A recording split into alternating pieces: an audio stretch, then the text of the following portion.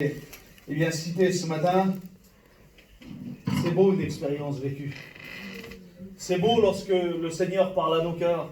C'est beau, vous savez, c'est beau bien parfois lorsqu'on écoute une expérience. Et je suis béni lorsqu'on écoute une expérience. Mais lorsqu'on la vit, l'expérience, c'est quelque chose d'extraordinaire. Je crois que l'expérience que TJ a dit ce matin, bien Seigneur, ça a été quelque chose qui a été guidé par Dieu. Parce qu'on se dit, Seigneur, la capacité humaine, c'est impossible que ça se passe comme ça. Mais lorsque ça nous arrive, TJ, lorsque tu as réalisé l'expérience que tu as vécue avec le Seigneur, Seigneur, c'est beau lorsque un tel dit une expérience. Mais lorsque c'est mon expérience, et lorsque j'ai expérimenté ça, eh bien Seigneur, quel élan que ça nous donne. Quelle chose eh bien, qui nous pousse encore à aller de l'avant, que le nom du Seigneur en soit béni et glorifié. Vous savez, ce matin, j'aimerais vous parler d'un thème dans la parole de Dieu. J'aime bien mettre des thèmes à mes messages pour qu'il y ait un point de repère, on va dire, comme cela dans mon message. Et puis Seigneur, j'ai hésité de vous apporter cela ce matin. Parce qu'il semblerait que ce matin, je vous dis le thème du message, c'est ça. J'aimerais vous parler des conséquences de s'éloigner de Dieu. Et puis Seigneur, lorsque j'ai vu cela, bien parfois, je dis Seigneur, c'est peut-être pour une réunion d'évangélisation, peut-être pour les rétrogrades, mais Seigneur, je ne connais pas l'église là où je vois ce matin. C'est la première fois que je viens là. Alors j'ai eu l'occasion, Nicodème m'a appelé plusieurs fois pour venir, une fois ou deux, et toujours il y a eu des imprévus, toujours il y a eu quelque chose qui s'est mis à travers. Les réunions avaient été annulées, puis je n'avais pas pu venir. Mais ce matin, je suis là et je crois que rien m'empêchera de vous apporter la parole de Dieu. Amen. Amen. Alors, c'est cela le thème du message, c'est des conséquences de s'éloigner de Dieu. Et puis vous savez, bien parfois dans nos esprits, on hésite à parler ça parce que de suite, lorsqu'on parle de ça, il semblerait que c'est automatique. Et puis Seigneur, on se dit, les conséquences de s'éloigner de Dieu, de suite, il semblerait qu'on met le péché à la base.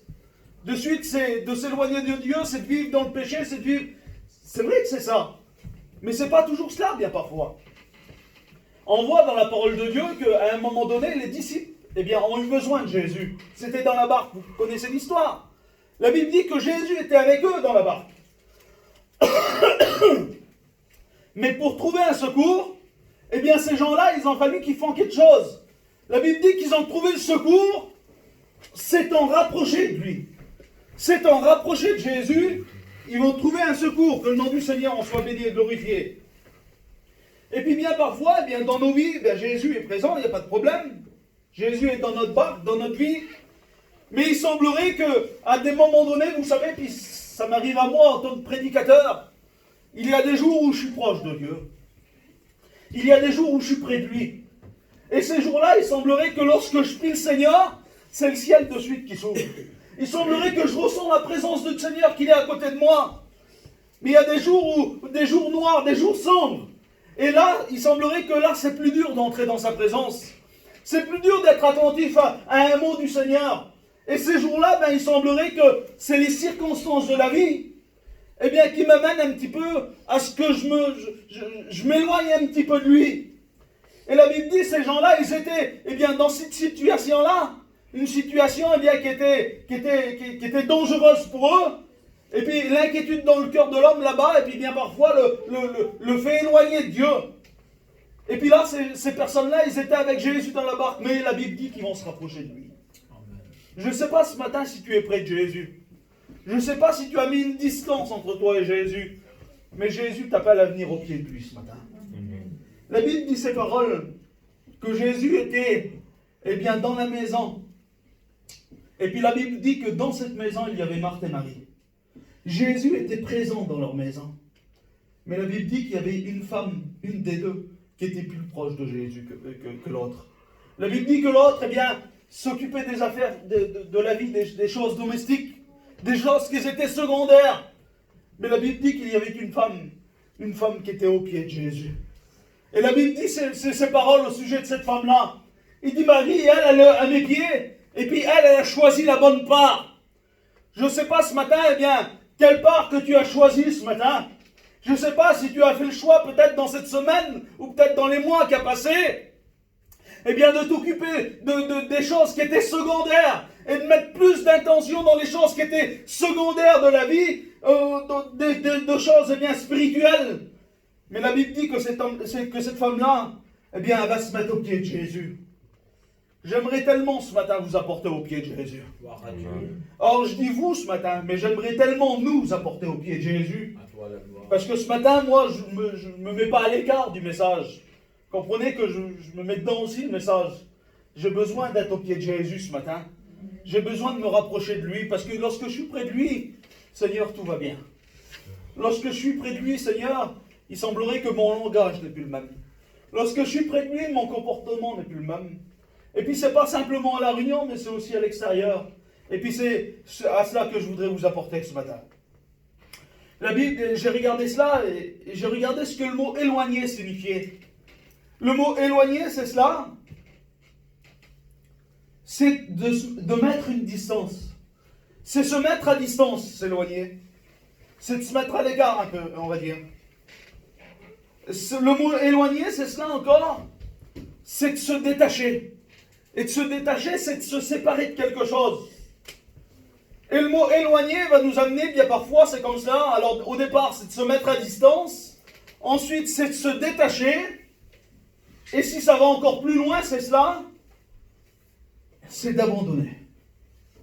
À force d'être à distance, à force de s'éloigner, eh bien, à un moment donné, eh bien, on va abandonner des choses. Je ne sais pas ce matin, eh bien, où tu en es ce matin. Mais j'aimerais bien te dire eh bien, que la parole de Dieu nous met devant la réalité ce matin. Et puis devant la parole de Dieu, eh bien, on prend des décisions. Devant la parole de Dieu, eh bien, on voit notre état réellement. Et j'aimerais t'appeler eh bien, à faire un bilan de ta vie ce matin. Et de te dire, Seigneur, mais dans quelle position je suis? Est-ce que je suis, Seigneur, près de toi? Ou est-ce que je me suis, Seigneur, éloigné par rapport aux circonstances et les événements de la vie? Alors, on va lire un texte dans la parole de Dieu. Ça se trouve dans Jérémie au chapitre 2 et le verset 13.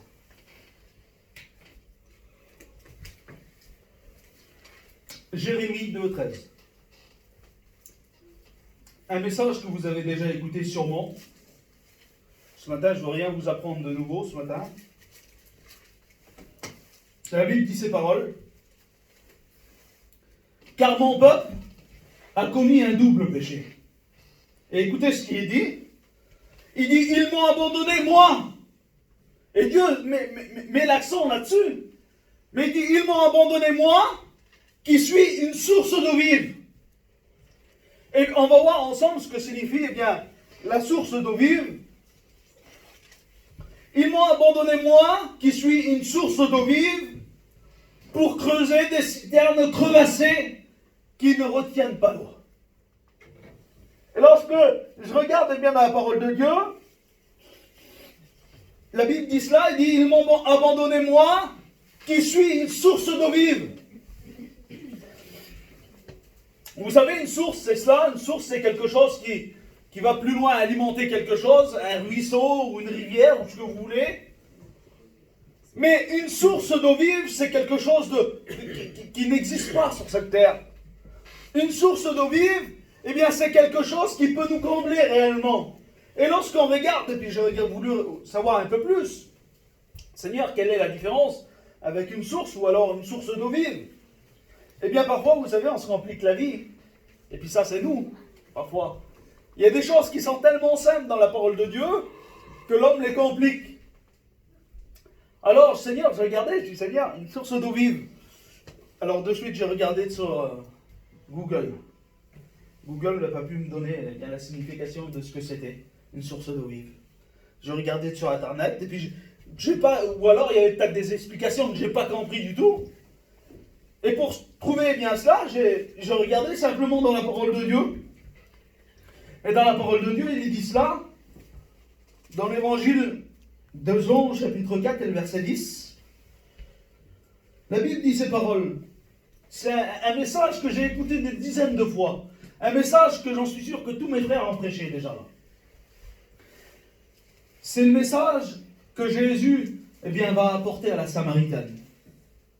La Bible dit ces paroles. Vous savez qu'il va avoir un dialogue. Et cette femme venir au puits de Jacob, mais ce n'est pas, eh bien, une importance capitale pour le message ce matin. La Bible dit ces paroles au verset 10. Jésus lui répondit, si tu connaissais le don de Dieu, si tu connaissais le don de Dieu et si tu connaissais, eh bien, celui qu'il te demande à boire, tu lui aurais toi-même, eh bien, demandé. Jésus lui dit, on va le relire, si tu connaissais le don de Dieu, et qui est celui qui te dit donne-moi à boire, tu lui aurais toi-même demandé à boire, et il t'aurait donné de l'eau vive. Voilà ce que Jésus dit. Voilà la réponse que Jésus m'a apportée. Il t'aurait donné de l'eau vive. Il a encore parlé d'eau vive ce matin. Une source d'eau vive. Il t'aurait donné de l'eau vive. Et Seigneur, lui dit la femme, tu n'as rien pour puiser. Le puits est profond. D'où as-tu donc cette eau? Et la Bible dit ces paroles. Jésus lui répondit au chapitre 13. Quiconque boira de cette eau aura encore soif. Mais celui qui boit de l'eau que je lui donnerai n'aura plus jamais soif. Et l'eau que je lui donnerai deviendra en lui une source d'eau vive qui jaillira jusque dans la vie éternelle. Amen. Que le nom du Seigneur en soit béni et glorifié. Quelle explication claire, Seigneur. Comment je me suis compliqué? Eh bien, Seigneur, une source d'eau vive, eh bien, c'est quoi en un mot? Eh bien, c'est ce qui peut me combler réellement. C'est ce qui peut m'apporter ce que j'ai besoin. C'est pas quelque chose, eh bien, qui peut remplir, eh bien, les choses qui sont secondaires, mais c'est quelque chose qui peut remplir mon besoin à moi, ce que j'en ai besoin, ce qui est bien important pour ma vie. Et j'aimerais vous dire que ce matin, ce que Dieu veut apporter, ce ne sont pas des choses secondaires. Ce que Dieu veut apporter ce matin, eh bien, c'est le principal dans nos cœurs. Que le nom du Seigneur en soit béni et glorifié. Et la Bible dit cela. Il dit, vous m'avez abandonné, moi qui suis une source d'eau vive, pour creuser des citernes crevassées, qu'ils ne retiennent pas l'eau. Et j'ai marqué cela à la suite du verset. C'est moi que j'ai rajouté cela. J'ai marqué pas de réussite. Bien parfois, lorsqu'on veut un petit peu s'éloigner du Seigneur, lorsqu'on veut réussir dans nos vies de tous les jours, en s'éloignant du Seigneur, on peut réussir dans nos vies de tous les jours, il n'y a pas de souci. Mais il ne faut pas négliger les choses de Dieu non plus. Il ne faut pas négliger notre vie spirituelle non plus, parce que ça ne marche pas. Et on le voit dans la parole de Dieu, vous avez abandonné la source d'eau vive pour creuser des citernes crevassées qui ne retiennent pas l'eau. J'aimerais vous dire que dans le monde, frères et sœurs, et ça vous le savez, dans le monde il n'y a pas de réussite. Dans le monde il n'y a aucune réussite pour nous. Le monde veut notre perte, bien parfois, et puis c'est comme cela. Le monde, ce qu'il veut, lui, c'est notre perte. Mais j'aimerais vous dire que si vous voulez réussir votre vie, eh bien c'est en Dieu qu'on l'a réussi, que le nom du Seigneur en soit béni. Alors, j'ai marqué ça. J'ai marqué, se pourrait-il qu'après avoir trouvé ce qui pourrait nous combler, eh bien on puisse l'abandonner? Ben, on va le voir dans la parole de Dieu, c'est possible. Il y a des personnes qui ont fait comme cela. Il y a des personnes qui ont tout trouvé. Il y a des personnes qui étaient comblées et qui ont tout abandonné, eh bien, pour réussir leur vie, eh bien, dans le monde. Et puis on va le voir dans la parole de Dieu. J'aimerais vous lire un texte dans la parole de Dieu, dans l'évangile de Luc, au chapitre 15 et le verset 11. C'est tous des messages que vous avez écoutés ce matin. Mais il est bon de nous rappeler bien parfois la parole de Dieu. Et puis vous savez, la parole de Dieu est celle qui est vivante. On peut lire 100 fois le même verset. Et ça, vous l'avez expérimenté des dizaines de fois. Vous avez écouté des centaines de fois le même message, avec une portée différente. Et je crois que la parole de Dieu ce matin est celle qui peut éclairer ton cœur peut-être sur quelque chose. Non pas qui est une découverte pour toi ce matin, mais la parole de Dieu peut-être peut te faire rappeler des choses que tu as passées à côté jusqu'à maintenant. Et il suffit simplement d'être attentif à la parole de Dieu. Amen. C'est l'histoire du fils prodigue. Il est dit encore, on va lire l'histoire ensemble et puis on va la commenter ensuite. Il est dit encore, un homme avait deux fils. Le plus jeune dit à son père, « Mon père, donne-moi la part de mes biens qui doit me revenir. » Et le père leur partagea son bien. Peu de jours après, le plus jeune fils ayant tout ramassé, partit pour un pays éloigné, où il dissipa son bien, en vivant dans la débauche. Lorsqu'il eut tout dépensé, une grande famine survient dans ce pays. Il commença à se trouver dans le besoin et alla se mettre au service d'un des habitants du pays qui l'envoyèrent dans les champs garder les pourceaux. Il aurait bien voulu se rassasier des carouches que mangèrent les pourceaux, mais personne ne lui en donnait. Étant rentré en lui-même, il dit, « Combien d'ouvriers chez mon père ont du pain en abondance? Et moi, ici, je meurs de faim. Je me lèverai, j'irai vers mon père, et je dirai, mon père, j'ai péché contre le ciel et contre toi, je ne suis plus digne d'être appelé ton fils. Traite-moi comme l'un de tes serviteurs. » Et il se leva et alla vers son père. Comme il était encore loin, son père le vit et fut ému de compassion. Il courut et se jetant à son cou et l'embrassa. Le fils lui dit, « Mon père, j'ai péché contre le ciel et contre toi, je ne suis plus digne d'être appelé ton fils. » Mais le père dit à ses serviteurs, « Apportez-lui vite la plus belle robe. Revêtez-le, mettez-lui un anneau au doigt, des souliers aux pieds. Amenez-le au gras, tuez-le. Mangeons, réjouissons-nous. Car mon fils voici était mort, et il est revenu à la vie. Il était perdu, et il est retrouvé. » Que le nom du Seigneur en soit béni et glorifié. On voit un message qu'on a écouté des dizaines de fois. Je crois que les prédicateurs qui sont là ce matin vous l'ont déjà apporté. Et on va voir ensemble, eh bien, la dégradation spirituelle de ce jeune garçon-là. Ce jeune garçon-là dira la parole de Dieu que dans la maison de son père, il y a du pain en abondance. Et j'aimerais pas m'éloigner bien du texte que je vous ai cité tout à l'heure. Ils m'ont abandonné, moi, qui suis une source d'eau vive. Une source qui peut désaltérer leur âme. Une source qui peut leur apporter ce qu'ils ont besoin dans leur cœur. Une source, eh bien, qui peut les combler réellement. Ils ont creusé des citernes crevassées qu'ils ne retiennent pas l'eau. Et on voit que derrière tout cela, il y a aucune réussite. Et la Bible dit que dans la maison de son père, il y a du pain en abondance.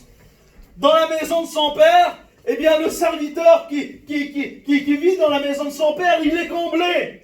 Il a tout ce qu'il faut chez lui. Mais il semblerait que le monde, eh bien, est en train de l'attirer. Il semblerait qu'il y a des choses qui sont secondaires, eh bien, qui vont l'attirer. Le frère a dit tout à l'heure cette expérience. Il a dit, moi Seigneur, je ne veux pas vivre une vie plate comme ça. Je ne veux pas vivre une vie, eh bien, qui est comme ça, une vie chrétienne comme ça. J'en veux pas, Seigneur. Et puis c'est une réalité. Eh bien, parfois, on se rend compte qu'une fois passé, eh bien, l'épreuve, une fois passé la difficulté, et une fois qu'on a passé tout cela, on se dit, mais Seigneur, mais c'est l'ennemi qui a parlé comme ça. Eh bien, parfois, on ne le voit pas parce que l'ennemi, il est subtil. L'ennemi, eh bien, il sait comment s'y prendre avec nous. Et peut-être que, eh bien, la routine de la maison de son père, eh bien, ça lui suffisait plus. Il se disait peut-être la même chose. Mais moi, une vie comme ça, j'en veux pas. Une vie comme ça, je voudrais que ça change un petit peu. Et puis la Bible dit ces paroles. Que cet homme-là va prendre une décision. Et peut-être que je ne sais pas, mais peut-être que tu vis une routine spirituelle ce matin. Tu te dis, Seigneur, c'est quoi la vie de Dieu? C'est simplement de venir à la réunion. C'est simplement de faire acte de présence. Parce que tu te dis, Seigneur, si je suis là ce matin, c'est plus pour pas que le monde me parle dessus qu'autre chose. Et il y en a des chrétiens comme ça. Il y en a des personnes comme ça, des personnes qui passent dans des difficultés, des personnes qui passent dans des creusets spirituels ce matin. Dis-moi, Seigneur, si je suis à la réunion ce matin, eh bien, c'est pas pour que les gens, eh bien, me pointent du doigt en disant, regarde, parce que c'est la femme de un tel, ou je ne sais pas, ou un prédicateur, ou un chrétien. Seigneur, je suis là ce matin, mais en réalité, je n'aurais pas voulu venir là ce matin. Et peut-être que la routine de tous les jours, tu passes peut-être dans cette routine spirituelle. Eh bien, peut-être tu te dis, Seigneur, la vie chrétienne, c'est difficile. La vie chrétienne, c'est dur. Et puis, ça te fait peut-être éloigner du Seigneur, cela. Ça te fait peut-être éloigner de la maison de Dieu. Et la Bible dit ces paroles. Cet homme-là, il va partir de la maison du Père. Il va partir de la maison du Père. Il va faire cette demande au Père. Il va dire, mon Père, donne-moi la part de mes biens qui doivent me revenir. Et lorsqu'on voit dans la logique de la chose, eh bien cet homme-là revendique des choses qui ne lui appartiennent pas, parce que c'est les biens de son père est encore vivant, et normalement lorsqu'on prend un héritage, c'est lorsque la personne est partie, c'est comme cela. Mais son père est encore dans la maison, et lui il revendique des choses qui ne lui appartiennent pas.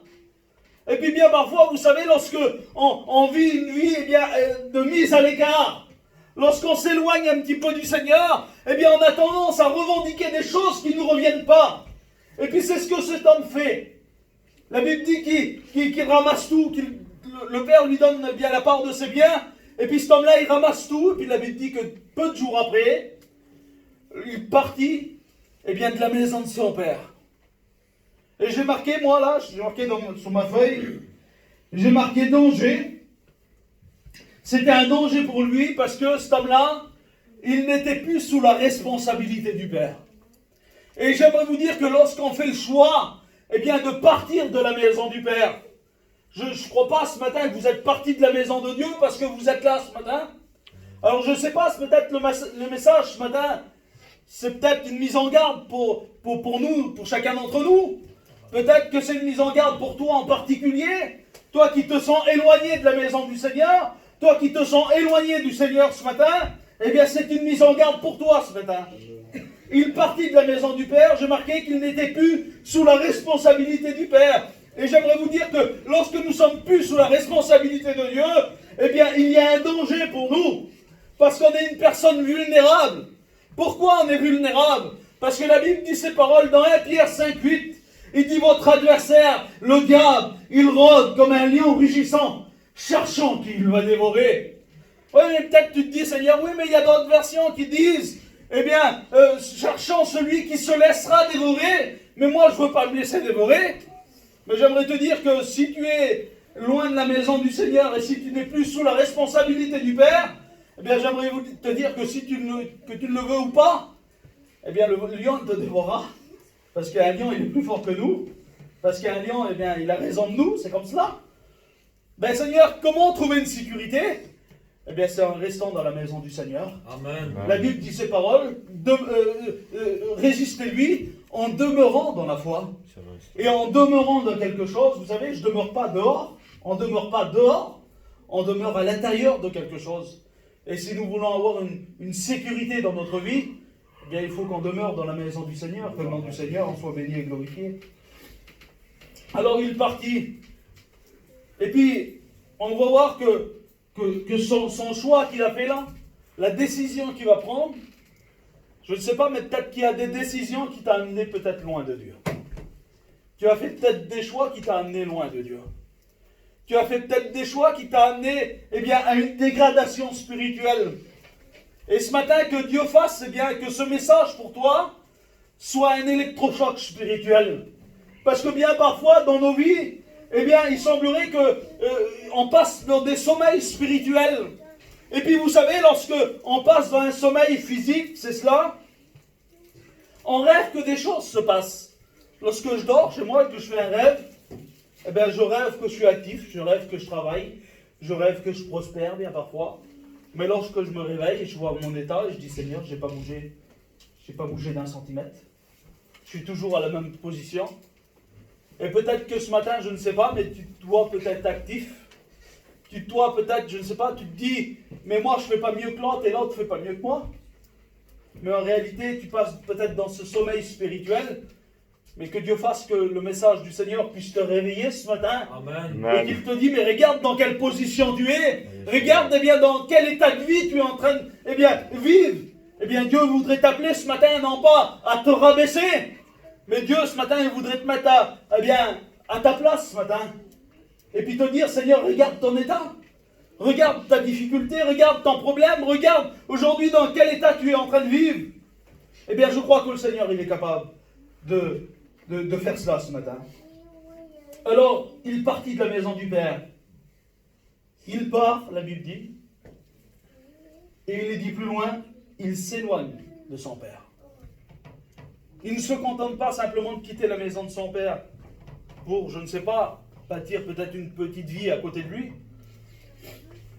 La Bible dit que cet homme-là, il va partir dans un pays éloigné. Il va s'éloigner de son Père. Il va prendre une distance. Et rappelez-vous ce que je vous ai dit tout à l'heure. C'est quoi de s'éloigner? C'est de se mettre à distance. C'est de se détacher. Alors lorsqu'il part de la maison de son Père, il se met à distance. Et là, lorsqu'il s'éloigne, il se détache du Père. Il s'éloigne de lui. Et on va le voir ensemble un petit peu plus loin. Il se détache de la maison de son Père. Il s'éloigne de son Père. J'ai marqué cela. J'ai marqué, il n'était plus à la vue ni à l'écoute de son Père. C'est-à-dire que lorsque nous sommes loin de lui, vous savez, lorsque nous sommes loin de Dieu, eh bien nous savons que Dieu a toujours un regard sur nous. Lorsque nous vivons, même lorsque nous vivons loin de lui, même lorsque nous sommes éloignés de lui, même que nous, on n'écoute plus sa voix, eh bien j'aimerais te dire que si tu cries au Seigneur ce matin, eh bien le Seigneur est capable d'écouter le cri de ton cœur. Même si tu vis peut-être dans une situation où tu te dis, Seigneur, je me sens même pas digne eh bien, de m'approcher de toi. Je me sens même pas, Seigneur, eh bien, digne de te prier ce matin. Je me sens pas, Seigneur, digne eh bien, d'élever la voix vers toi. Eh bien, j'aimerais te dire que même si tu vis dans cette situation-là, je me la barre un peu haute ce matin, mais même si tu vis dans cette situation-là, eh bien, si tu cries au Seigneur ce matin, le Seigneur est capable de t'aider. Parce que le Seigneur écoute la prière des cœurs, que le nom du Seigneur en soit béni et glorifié. La Bible dit cela. Il dit que Dieu est près de ceux qui ont le cœur brisé. Amen. Et peut-être que les situations de la vie, eh bien, ont brisé ton cœur. Peut-être que la situation de la vie a brisé, peut-être, je ne sais pas, mais ton foyer peut-être. Ben, j'aimerais te dire que le Seigneur, ce matin, il est tout près de toi. Amen. J'aimerais te dire cela, te rappeler cela, bien, parce que, vous savez, bien parfois, il y a des choses qu'on sait, mais qu'on ne réalise pas. On sait que le Seigneur, il est présent. Mais lorsque je les réalise, Seigneur, lorsque je le réalise, eh bien, j'ai envie de me mettre à genoux et de le laisser nous bénir ce matin. Parce que nous savons que le Seigneur, il est là. Imaginez-vous une seconde. Jésus fait son entrée, il ouvre la porte, il vient comme ça ici, là, et il s'assied à côté de moi. C'est le Seigneur du ciel. On se met tous à genoux devant lui. Mais le Seigneur du ciel, il est là ce matin. Amen. Le Seigneur du ciel, ce matin, il est là. Et puis s'il est là ce matin, c'est pour écouter ta prière. S'il est là ce matin, Seigneur, je ne comprends plus rien. Tu te dis qu'une journée, Seigneur, de culte, c'est une journée d'adoration. C'est une journée bien de l'élever à lui. Ce n'est pas une journée de demander. Mais s'il est là ce matin encore, il est prêt à répondre à tes besoins. Même si tu as besoin ce matin, même si c'est un dimanche ce matin, ben le Seigneur, il connaît ton cœur et puis il est là pour t'aider encore une fois. Que le nom du Seigneur en soit béni et glorifié. Il partit de la maison du Père, il s'éloigne de la maison du Père. J'ai marqué Dieu nous écoute, même si nous sommes loin de lui. Mais c'est dur de l'écouter, comme nous sommes éloignés. Bien parfois, c'est une réalité. Dieu nous écoute, même si nous sommes loin de lui. Mais combien de fois Dieu a parlé à ton cœur? Dans la situation peut-être d'éloignement que tu es en train de vivre, combien de fois Dieu a parlé à ta vie? Combien de fois Dieu t'a rappelé? Combien de fois Dieu t'a appelé à venir devant lui ce matin? Et peut-être que tu n'as pas été à l'écoute de la parole de Dieu. Mais que Dieu fasse eh bien, que ce message-là, eh bien, tu puisses l'accepter ce matin. Tu puisses le prendre en considération ce matin. Que le nom du Seigneur en soit béni et glorifié. Et je vous ai dit tout à l'heure que cela, les conséquences de s'éloigner, eh bien, ça va mettre une distance, ça va nous détacher. Et plus loin, j'ai marqué cela, ça va nous faire abandonner des choses. Et puis la Bible dit que cet homme-là, il passe dans cette dégradation spirituelle. Il part de la maison du Père, il s'éloigne eh bien, de la maison du Père. Et la Bible dit que cet homme-là, eh bien, il va dépenser ce que son Père lui avait donné. Il va perdre eh bien, les valeurs que son Père lui avait données. Et j'ai marqué cela. J'ai marqué lorsque nous sommes dans un état d'éloignement, il est difficile de garder ce que Dieu nous a donné. Alors je ne sais pas, peut-être, si Dieu parle ainsi, peut-être qu'il y a des personnes qui ont perdu des choses ce matin. Je ne sais pas ce que tu as perdu ce matin. Pour certains, peut-être le parler en langue. Il y a combien de temps peut-être que tu as pu parler en langue? Certains, peut-être le don de prophétie.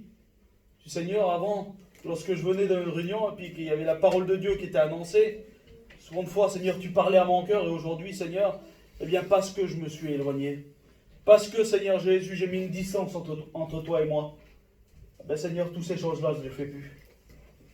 Le parler en langue, le zèle, j'ai marqué. L'amour pour son œuvre.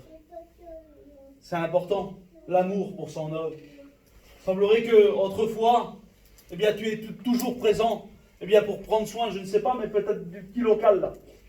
Tu étais toujours présent, tu étais peut-être le premier ou la première à dire, moi je veux nettoyer ce petit local.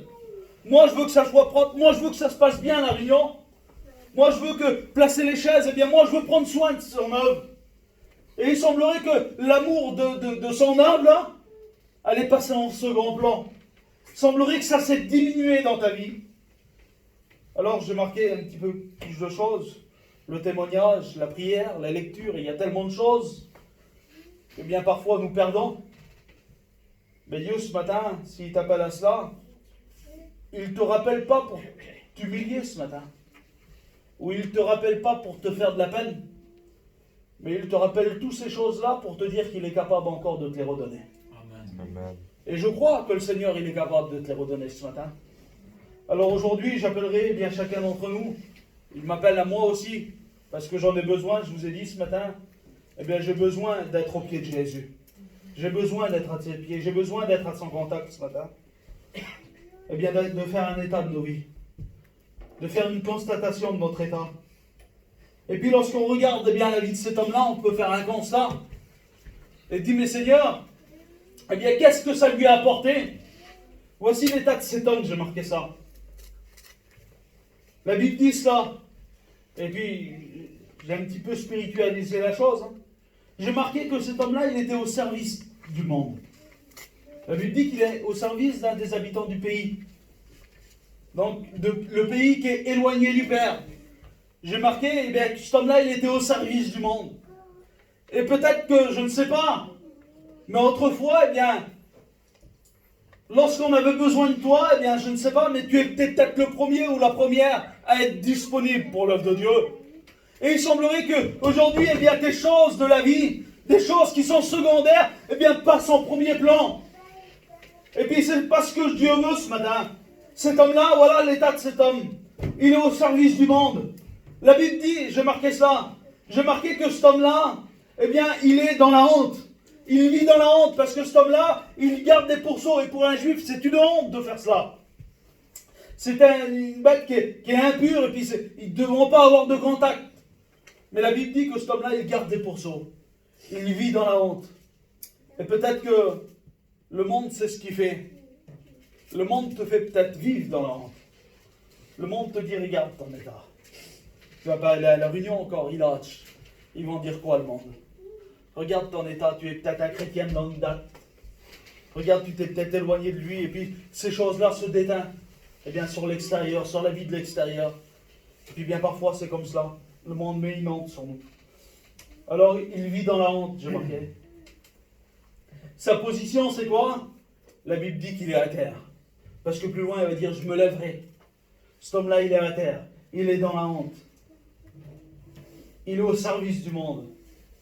Et la Bible dit ces paroles. La Bible dit qu'il est dans le besoin. Lorsqu'on fait cette différence-là avec le verset qu'on a vu ensemble, ils m'ont abandonné moi, qui suis la source d'eau vive, pour se creuser des citernes crevassées, qu'ils ne retiennent pas l'eau. Et j'ai marqué ça juste après le texte. J'ai marqué, il n'y a pas de réussite. Et on voit l'état de cet homme. Malgré tout ce qu'il a fait, malgré l'éloignement qu'il a eu, malgré tous les biens que son père lui a donnés, on voit que loin de lui, il n'y a pas eu de réussite. On voit qu'en s'éloignant du Père, eh bien, il n'a pas eu de réussite. Le garçon, tout à l'heure, il a dit cela. Excuse-moi de te prendre un exemple encore une fois. Mais il dit, j'ai fait une prière qui a tout changé. C'est ce que tu as dit dans ton témoignage. Et cet homme-là va prendre une décision qui va tout changer. Il vivait loin de son père. Il vivait dans un état qui était très difficile. Et peut-être que ton état est très difficile ce matin. Mais ce matin, j'aimerais te dire que les situations peuvent changer. Cet homme-là va prendre une décision. Il va voir son état, il va dire, c'est pas possible. Moi qui suis, le fils de mon père, que chez mon père, tous les ouvriers ont du pain en abondance. Moi, je suis le fils aujourd'hui, je meurs de faim. Je suis plus alimenté. Et peut-être que ce matin, tu as besoin de te nourrir de la parole de Dieu. Peut-être que ce matin, tu as besoin de te nourrir de Dieu ce matin. Et puis cet homme-là, il va prendre une décision. Il va dire, je ne peux pas rester comme ça. J'irai vers mon père. J'irai vers mon père, je lui dirai, mon père, j'ai péché contre le ciel et contre toi. Je suis plus digne d'être appelé ton fils. Il va prendre une décision qui va tout changer. Et j'aimerais te dire que la décision que tu peux prendre ce matin, peut tout changer ce matin. Je ne sais pas dans quelle situation tu es en train de vivre. Peut-être que tu es chez toi, tu parais pour être beau, tu parais pour être belle, tu parais pour être heureux. Mais lorsque tu es chez toi le soir, peut-être que tu pleures dans ta chambre. J'aimerais te dire qu'aujourd'hui, pour toi, c'est terminé ces choses-là. Si tu prends la bonne décision, c'est terminé de pleurer. C'est terminé de se lamenter. Ce matin, tu peux être heureux. Ce matin, tu peux redémarrer une vie spirituelle avec le Seigneur. Que le nom du Seigneur en soit béni et glorifié. Peut-être que tu te dis, Seigneur, c'est impossible. Seigneur, c'est trop grand ce que j'ai perdu. J'aimerais te dire qu'il n'y a rien d'impossible pour Dieu ce matin. Dieu est capable de te rétablir ce matin. Que le nom du Seigneur en soit béni et glorifié. Alors il va prendre une décision. Il va dire, je me lèverai et j'irai vers mon Père. C'est beau bien parfois lorsqu'on prend des décisions. Mais il y a des décisions qui se prennent bien parfois. Et il semblerait que sur l'instant présent, ils sont à 100% d'accord. Sur l'instant présent, Seigneur, oui, c'est une bonne décision que je vais faire. Mais vous savez, de dire des choses et de le faire, c'est une chose différente. Mais cet homme-là va avoir des bons projets. Cet homme-là, il va voir son état. Et il va dire, c'est fini maintenant. Je ne peux plus rester comme ça. Alors la Bible dit qu'il va se lever. Il va avoir le projet, il va dire, j'irai vers mon Père. Mais plus loin, il va dire, la parole de Dieu dit cela, il se leva et il alla vers son Père. Ce matin, je te demanderai une chose. Lève-toi ce matin et viens vers Dieu. Viens pas devant un homme. Viens pas devant les serviteurs de Dieu. Viens pas pour faire plaisir à tes amis. Viens pas pour faire plaisir à ta famille. Viens ce matin parce que tu en as besoin. Amen. Ce matin, j'en ai besoin de moi de m'approcher du Seigneur. Ce matin, j'en ai besoin d'être près de lui. Parce que lorsque je suis près de lui, je parle mieux. Lorsque je suis près de lui, je me comporte mieux. Lorsque je suis près de lui, je me sens mieux. Lorsque je suis près de lui, je m'excuse du mot, mais c'est comme ça, je prêche mieux. Lorsque je suis près de lui, il semblerait, Seigneur, que tout va bien. Lorsque je suis près de lui, Seigneur Jésus, je me sens bien. Et puis ce matin, j'ai besoin d'être près de lui. Peut-être que je ne sais pas, tu as peut-être rétrogradé dans ta vie spirituelle. Tu n'es pas peut-être au point de ce jeune homme-là. Mais j'aimerais te dire que ce matin, je crois que Dieu nous appelle ensemble à s'approcher de lui. Amen. Toi qui es loin comme toi qui es près, ce matin, on a besoin de se rapprocher de lui. Que le nom du Seigneur en soit béni et glorifié. La Bible dit cela, j'ai marqué que cet homme-là, il se lève, il va vers son Père et il avoue tout à son Père. La Bible dit ces paroles, que celui qui avoue et qui délaisse, il obtient miséricorde. Vous savez, celui qui obtient miséricorde, ce n'est pas celui qui enfle la poitrine et qui arrive devant Dieu la tête haute, disant, moi, j'ai rien à me reprocher. Ce n'est pas celui-là que Jésus fait miséricorde. La Bible dit ces paroles, il dit que Dieu résiste aux orgueilleux. Tu es un orgueilleux, tu es une orgueilleuse, tant que tu résisteras à Dieu, Dieu résistera à toi. Tant que tu résisteras à Dieu, m'excuse du mot, Dieu ne pourra pas te bénir. Parce que tu lui résisteras. Mais la Bible dit que Jésus fait grâce aux humbles. Et le humble, c'est celui qui dit, Seigneur, tu as raison. Seigneur, tu connais tout. Seigneur, tu sais tout. Rien n'est caché devant toi. Et ma position, Seigneur, tu la connais. Je crois que celui qui vient devant Dieu ce matin, avec une attitude comme ça, eh bien Dieu lui fait grâce. Que le nom du Seigneur en soit béni et glorifié. Alors j'ai marqué ça. Je vous ai parlé de s'éloigner de Dieu. Je vous ai parlé des conséquences de s'éloigner de Dieu. J'aimerais vous parler 5 minutes de qu'est-ce que l'on trouve lorsqu'on s'approche de Dieu. Amen. C'est un bienfait lorsqu'on s'approche de Dieu. Il est dit comme cela. Dans la même histoire, je ne vais pas changer d'histoire. Lorsque cet homme-là va se lever,